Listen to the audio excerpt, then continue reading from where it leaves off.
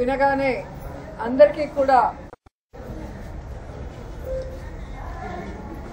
వైఎస్ఆర్ ఆ పేరు వినగానే అందరికీ కూడా ఒక ప్రేమ, ఒక ఆప్యాయతతో కూడిన ఒక పరిపాలనా విధానం గుర్తొస్తుంది. ఎందుకంటే పరిపాలనకి ఈరోజు మానవత్వాన్ని అద్ది ప్రతి ఒక్కరి గుండెల్లో చిరస్థాయిగా నిలిచిపోయారు వైఎస్ఆర్ గారు. అందుకే ఈరోజు ఆయన చనిపోయి 14 సంవత్సరాలు పూర్తవుతున్నా ఇంకా కూడా ఎవరు ఆయన్ని మర్చిపోలేరు, భవిష్యత్తులో కూడా మర్చిపోరు అని గర్వంగా చెప్పగలను.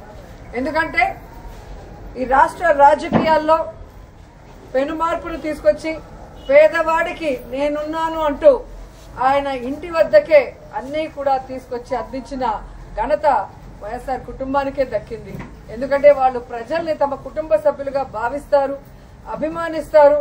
వారికి ఏదైనా అయితే అది తమకైనట్టుగా తల్లడిల్లిపోతారు. కాబట్టే ఆ కుటుంబం అంటే అందరికీ కూడా మక్కువ. కానీ రాజశేఖర్ రెడ్డి గారు ఏ విధంగా అయితే తన పాదయాత్రలో ఒక ప్రభంజనాన్ని సృష్టించారో, ప్రజల కష్టాల్ని, రైతుల కష్టాల్ని, ముఖ్యంగా పేదవాడి కష్టాన్ని దగ్గర నుంచి చూసి అవన్నీ దూరం చేయాలి అని ఒక నిర్ణయం తీసుకొని ముఖ్యమంత్రి అయిన తర్వాత ఆయన చేపట్టిన అనేక చారిత్రాత్మక నిర్ణయాలతో, సంక్షేమ పథకాలతో మరి ప్రతి ఒక్కరి గుండెల్లో కూడా ఈరోజు నిలిచిపోయారు. ఈరోజు హాస్పిటల్లో మరి సేవా కార్యక్రమాలు చేయడం జరుగుతుంది వైఎస్ఆర్ గారి జయంతి సందర్భంగా. సో 108 ఎంతో మందికి ప్రాణదానం చేశారు. అలాగే ఆరోగ్యశ్రీ ఎంతో మంది కుటుంబాల్ని ఈరోజు నిలబెట్టిన ఘనత వైఎస్ఆర్ గారికే దక్కింది.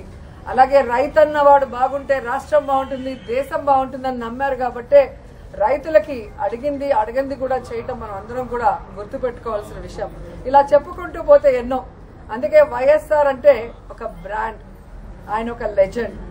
సో రాజశేఖర్ రెడ్డి గారు మనకి కనిపించకుండా పోయిన తర్వాత అందరూ కూడా తల్లడిల్లిపోయాం. రాజన్న రాజ్యం లేకుండా ఎలా బ్రతకాలి, రాజన్న లేకుండా మనం ఎలా ముందుకు సాగాలి అని ఎంతో మంది భయభ్రాంతులకి, అలాగే బాధ తప్త హృదయంతో చాలా మంది ప్రాణాలు కూడా విడవటం మనం అందరం కూడా చూసాం.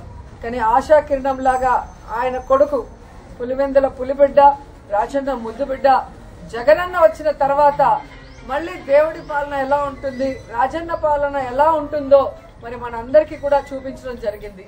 కానీ మొన్న ఎలక్షన్స్ లో మనం ఓడిపోవటం అనేది కొంచెం బాధాకరమైన విషయమే. అయినా మనం ఓడినా గెలిచినా, అధికార పక్షంలో ఉన్నా ప్రతిపక్షంలో ఉన్నా మనం ఎప్పుడు ప్రజల పక్షానే, రాజశేఖర్ రెడ్డి ఆశయాలకు అనుగుణంగా ఏ విధంగా అధికారంలో ఉన్నప్పుడు పరిపాలించారో జగనన్న, ఈ 5 సంవత్సరాలు కూడా రాజన్న పరిపాలన మళ్లీ తీసుకురావడానికి మనం అందరం కూడా కలిసికట్టుగా పోరాడాలని కూడా అందరినీ కోరుకుంటున్నాను.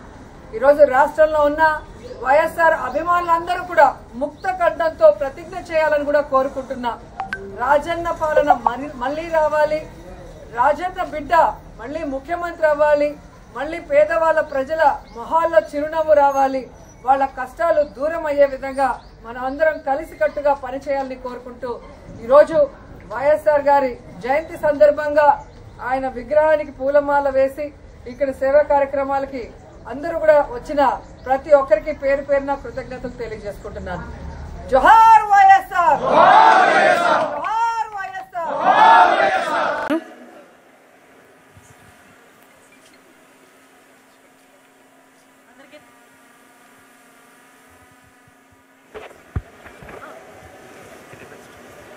అందరికీ నమస్కారం అండి. ముఖ్యంగా ఈరోజు అందరి ఆశీస్సులతో, తల్లిదండ్రుల ఆశీస్సులతో, ప్రజల ఆశీస్సులతో, ముఖ్యంగా నమ్ముకున్న సంస్థ తాలూకా ఉద్యోగులందరి ఆశీస్సులతోని పుట్టినరోజు జరుపుకుంటున్న ప్రసాద్ గారికి ప్రత్యేకంగా నేను ధన్యవాదాలు, నమస్కారాలు తెలియజేసుకుంటున్నా.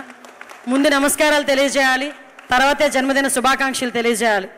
ముఖ్యంగా ఈ సందర్భంగా నేను ఇక్కడికి వచ్చిన తర్వాత ఒక కళామందిర్ 16th యానివర్సరీ సంథింగ్ అంతే అనుకున్నాను. కానీ ఇక్కడికి వచ్చిన తర్వాత అనిపించింది ఒక మంచి కార్యక్రమం మిస్ అయ్యేదాన్నేమో నేను రాకుండా ఉండుంటే అనిపించింది. ఈ మంచి కార్యక్రమంలో నన్ను కూడా పాల్పంచుకునే అవకాశం కలగజేసినందుకు ప్రత్యేకంగా మీకు, దగ్గరుండి పిలిచిన మా కళ్యాణ్ గారికి, వెనకాతల మా పెద్దలందరికీ కూడా పేరు పేరున నేను నమస్కారాలు తెలియజేసుకోవాలి. ఇక్కడికి నాతో పాటు ముఖ్య అతిథిగా వచ్చిన తెలంగాణ మంత్రివర్యులు ప్రభాకర్ గారికి, అదేవిధంగా పెద్దలు గౌరవనీయులు మన RRR గారికి, అదేవిధంగా పెద్దలందరికీ కూడా మురళీమోహన్ గారికి, ఈరోజు సేవారత్న అవార్డు తీసుకున్న అవార్డీస్ అందరికీ కూడా, ముఖ్యంగా ఈరోజు ఈ కార్యక్రమాన్ని విజయవంతం చేసిన మీ అందరికీ కూడా మరొకసారి ధన్యవాదాలు. ఈ సందర్భంగా ప్రసాద్ గారికి ఒక విషయం చెప్పాలి. ఎందుకంటే మీ కన్న తల్లిదండ్రులకి నా పాదాభివందనం చేసుకుంటున్నా, మీ సతీమణికి నా నమస్కారాలు తెలియజేసుకుంటున్నా. ఎందుకంటే ఒక సేవ కలగాలి, ఒక సేవ చేయాలని తపన రావాలి అంటే అది పుట్టుకతో రావాలి.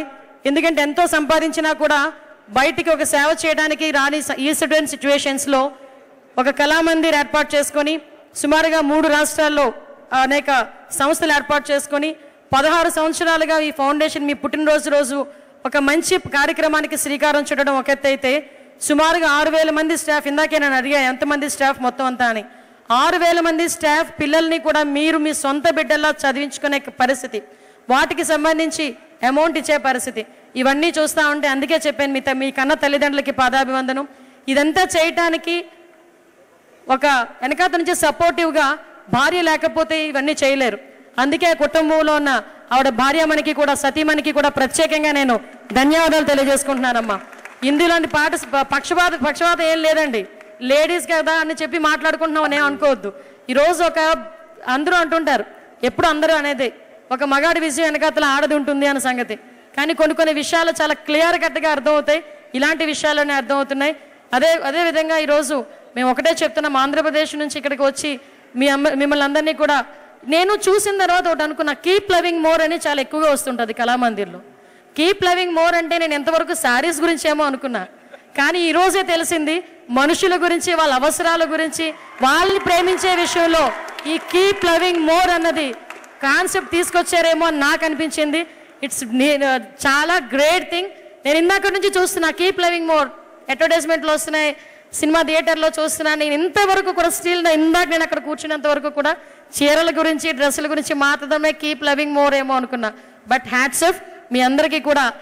అదేవిధంగా మీరు కూడా మీ ఫర్దర్గా జరిగే ప్రతి పుట్టినరోజు వేడుకల్లోని కూడా ఇంతకన్నా మంచిగా, ఇంతకన్నా ఎక్కువ మంది బ్లెస్సింగ్స్ మీకు మీ కుటుంబానికి మనస్ఫూర్తిగా ఉండాలని మనస్ఫూర్తిగా తెలియజేసుకుంటూ, మరొక్కసారి మీ ఫ్యామిలీ మెంబర్లో మమ్మల్ని ఒకరిగా పిలిచి ఇక్కడికి ఒక మంచి కార్యక్రమానికి మమ్మల్ని కూడా బ్లెస్ చేసినందుకు మీ అందరికీ ప్రత్యేకంగా ధన్యవాదాలు, నమస్కారాలు. హ్యాపీ బర్త్డే ప్రసాద్ గారు. ముఖ్యంగా ఝాన్సీ గారి గురించి చెప్పాలి. అనిత గారు థ్యాంక్ యూ. లేలే ఏ కార్యక్రమం అయినా ఏదో ముందు మాటతో ఝాన్సీ గారు మాట ఉంటేనే కానీ ఆ కార్యక్రమానికి ముందుకు వెళ్ళట్లేదేమో. All the best and congratulations మా. నేను ఎన్నోసార్లు చెప్తూ ఉంటాను కొన్ని కార్యక్రమాలకే నేను అపియర్ అవుతాను అని. This is one such programme ma'am. Thank you Kalamandir for giving me this opportunity. And the tiger is ready to roar. RRR. Anitha garu మాట్లాడాక ఇంక అందరూ పిల్లులే.